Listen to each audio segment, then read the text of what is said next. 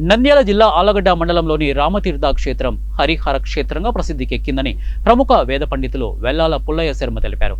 ఆదివారం ఆయన రామతీర్థ క్షేత్రంలో కొండపై ఉన్న శ్రీ లక్ష్మీ నరసింహస్వామి వారి బ్రహ్మోత్సవాల ముగింపు సందర్భంగా మీడియాతో మాట్లాడుతూ పరశురాముడు జైత్రయాత్ర చేసే సమయంలో ఈ క్షేత్రానికి విచ్చేసి పరశురామేశ్వర లింగాన్ని ప్రతిష్ఠ చేయడం జరిగిందని, ఇక్కడ వెలసిన తీర్థం పరశురామ తీర్థంగా ఏర్పడిందని ఆయన తెలిపారు. అలాగే కొండపైన శ్రీ లక్ష్మీ నరసింహస్వామి యోగానంద నరసింహునిగా స్వయంభువుగా వెలిసినట్లు తెలిపారు. ఈ క్షేత్రంలో ప్రతి ఏటా పాల్గొన శుద్ధ ద్వాదశి మొదలుకొని బహుళ విధియ వరకు బ్రహ్మోత్సవాలు ఘనంగా జరుగుతాయని పుల్లయ్య శర్మ తెలిపారు. నేడు బ్రహ్మోత్సవాలలో చివరి రోజు తీర్థవారి చక్రస్నానం వసంతోత్సవం జరిగిందని చెప్పారు.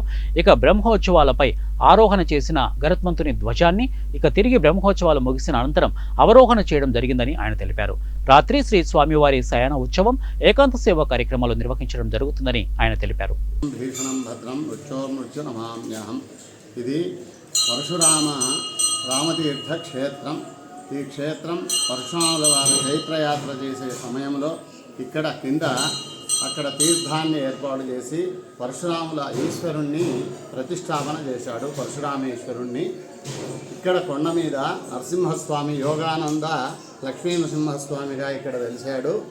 యోగానంద రూపంలో స్వయంభూమూర్తిగా ఇక్కడ ఉన్నాడు. ఈ స్వామివారికి ఈ పాల్గొన శుద్ధ ద్వాదశి నాడు నుంచి